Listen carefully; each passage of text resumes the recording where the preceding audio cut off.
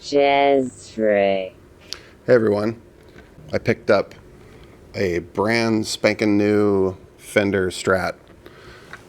This is the American Professional 2 with the triple single coil pickup configuration.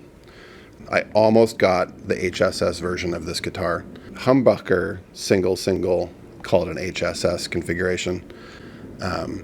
But my deciding factor was that I have a lot of guitars that have humbuckers in the bridge position, so I kind of have that sound covered. And I figured, in the end, if I'm going to get a Strat, I might as well kind of get the classic Strat configuration. But the cool thing about these new Strats, and I don't know how long Fender's been doing this, but they have this this switch here that you can turn on, and when you turn it on, no matter what configuration you're in, it turns on the neck pickup, which is that classic Fender Strat sound, that neck pickup.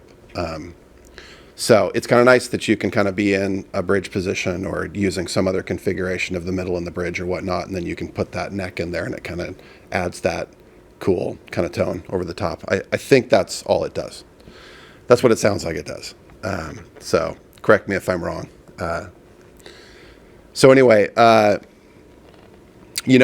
kind of a fan of getting new guitars instead of getting like an old vintage guitar, even though I have purchased vintage guitars before.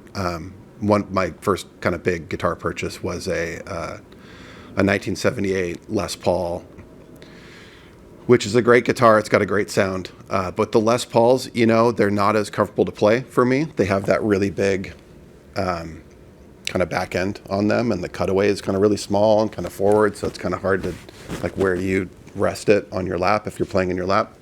I've found that, like, when I play that guitar, I kind of have to stand up when I play it, because then it's a lot more comfortable. But it is heavy as shit. Those Les Pauls, man, that is a big piece of wood. But I've always been a fan of, this has always felt really comfortable to me. Some of my first guitars were kind of Strat knockoffs. And at some point, I got one of those Fender Squiers, cheap guitar. And, the Squiers aren't bad.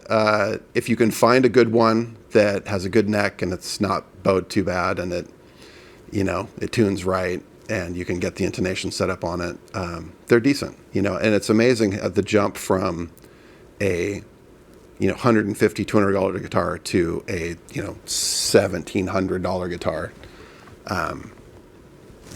It's surprisingly subtle, and maybe to people that are way more in depth, like in tune with guitars in general. I mean, I love guitars. I kind of collect guitars. I don't collect like great guitars. I collect guitars that mean something to me. And oftentimes those are not super expensive guitars. They're just kind of funky and different, that serve different purposes.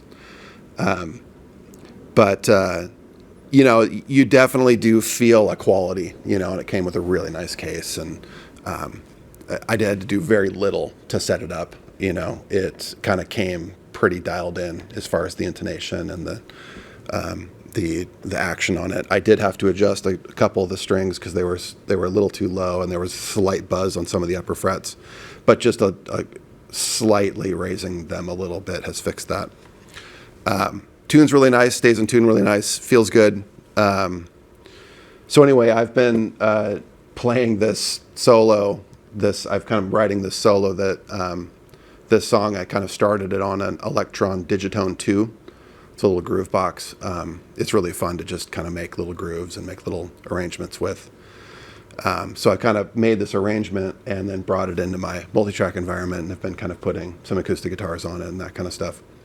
And I've been working on this solo for this part, and I've been working on it so much that I've actually gotten some new blisters out of the deal.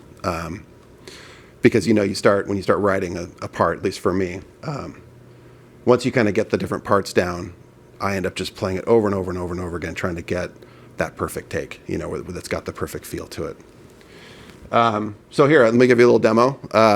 The way I have it set up, honestly, I'm using the bridge pickup on it. And, if I was doing a blind taste test between this and like a Gibson SG or a Les Paul, in that bridge position with the amp configuration I have on this, it would be hard to tell the difference. Although it does kind of have a warmth to it that I think is what the Strat is bringing to it.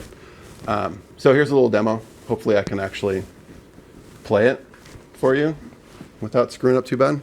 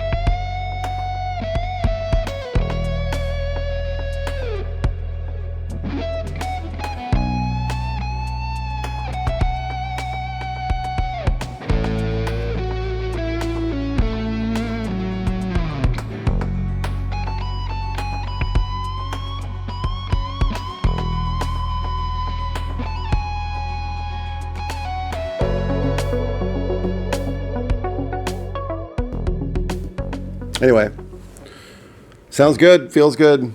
It's like an old friend. I'm enjoying it. Also, I mean, look at the finish. Isn't that amazing? I'm super partial to the sunbursts on the Fenders. Any guitars, really. It's funny, all my Fender basses are sunburst or tobacco burst of some kind. Anyway, I hope you enjoyed that. Like and subscribe if you want to see more. Have a good day.